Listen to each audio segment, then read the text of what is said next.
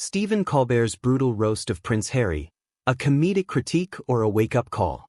It was a night of sharp wit and relentless humor on The Late Show as Stephen Colbert took aim at none other than Prince Harry.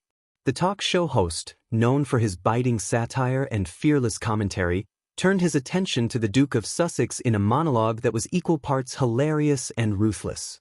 With impeccable comedic timing, Colbert dissected Prince Harry's Hollywood ambitions, scrutinized his memoir, and even threw in a few jabs at his carefully curated friendships.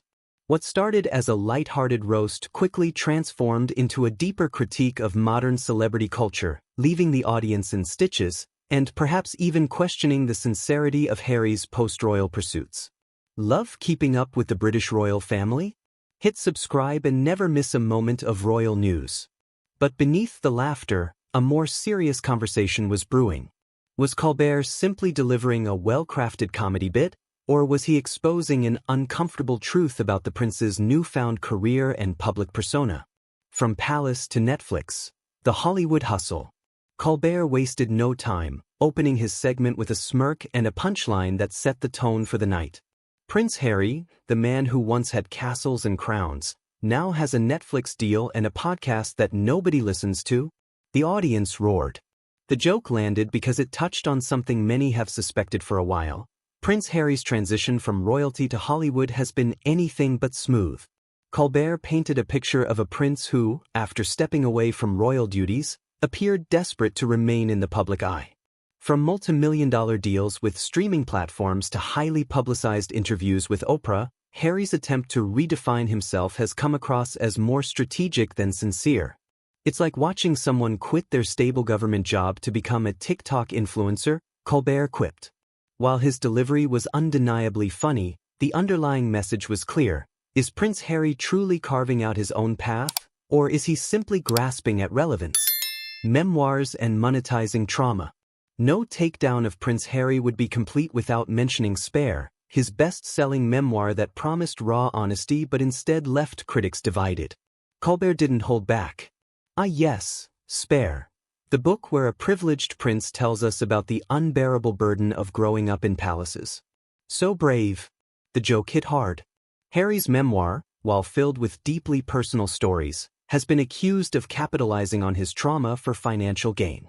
Colbert played into this perception, joking that if Harry really wanted privacy, he wouldn't be sharing his most intimate moments in a book that comes with a hefty price tag.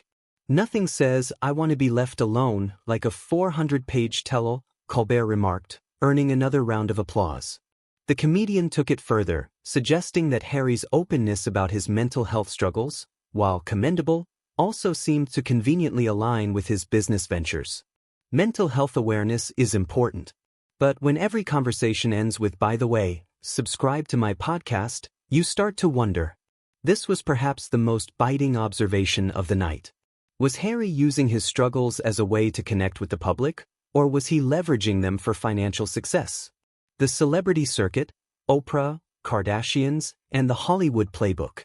Colbert then turned his attention to Harry's social circle, playfully mocking his association with A-list figures like Oprah Winfrey and, strangely enough, the Kardashians. First, it's an interview with Oprah. Next, it's dinner with the Kardashians. By next year, he'll be launching a skincare line with Gwyneth Paltrow. The joke resonated because it reflected a growing perception that Harry and Meghan's Hollywood life mirrors a carefully orchestrated PR campaign. Gone are the days of royal diplomacy. Now it's red carpets, endorsement deals, and strategic friendships with the entertainment elite. Colbert jokingly suggested that Harry had entered the LA starter packs phase, complete with staged paparazzi photos and podcast partnerships. What's next? A reality show called Keeping Up with the Sussexes? It was a scathing critique of celebrity culture, with Harry positioned as its latest willing participant. A thought-provoking conclusion. As the monologue neared its end, Colbert hit his audience with a final, thought-provoking question. So, is Prince Harry really forging a new path, or has he just swapped one spectacle for another? The studio fell silent for a moment before applause erupted. It was a comedic mic drop, but it left an unsettling question lingering in the air. Prince Harry and Meghan's departure from the royal family was framed as a desire for independence, a break from the suffocating expectations of monarchy.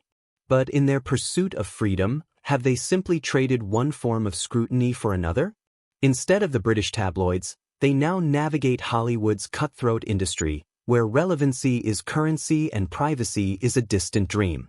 Colbert's segment wasn't just about mocking Prince Harry, it was about highlighting the contradictions of fame itself. For a man who once decried the media's obsession with his life, Harry now appears to be actively participating in the very machine he once tried to escape. The segment went viral, igniting debates online. Some viewers praised Colbert for exposing the hypocrisy of modern celebrity culture, while others argued that Prince Harry should be allowed to tell his story in whatever way he chooses. One thing was clear: Colbert had done more than just entertain, he had sparked a conversation. And in the world of late-night television, that's the ultimate success.